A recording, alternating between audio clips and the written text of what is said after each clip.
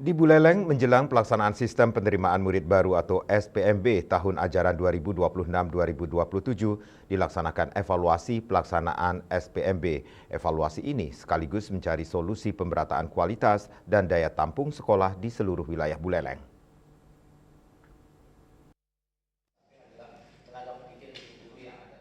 Dinas Pendidikan dan Olahraga Buleleng dan DPRD Buleleng menyoroti masih adanya kecenderungan masyarakat memilih sekolah yang dianggap favorit sehingga terjadi penumpukan calon siswa di sekolah-sekolah perkotaan.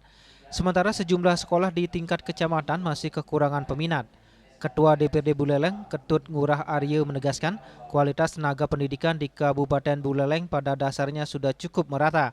Oleh karena itu, pemerintah daerah perlu melakukan intervensi terhadap sekolah-sekolah yang sepi peminat melalui peningkatan sarana dan prasarana agar memiliki daya saing yang setara.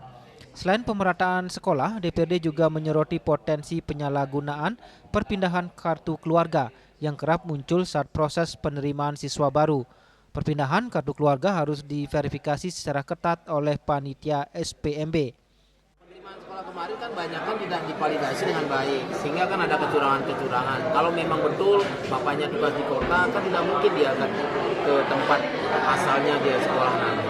Itu boleh. Tetapi kan celah-celah inilah dimanfaatkan, sehingga banyak orang ada di kakak kandung dan sebagainya. Ini sebenarnya harus dilakukan dengan baik. Gitu loh. Memang kita sebenarnya tidak membatasi keinginan orang tua, sekolah-sekolah favorit, tapi situasi seperti ini, karena memang dia bergerak dalam perhitungan masih dari kawasan sekolah itu sekolah negeri, tidak boleh. Selain itu, persoalan kekurangan tenaga pendidik yang masih menjadi tantangan besar di Kabupaten Buleleng. Saat ini, kebutuhan guru di jenjang SD dan SMP diperkirakan masih kurang sekitar 1.000 orang.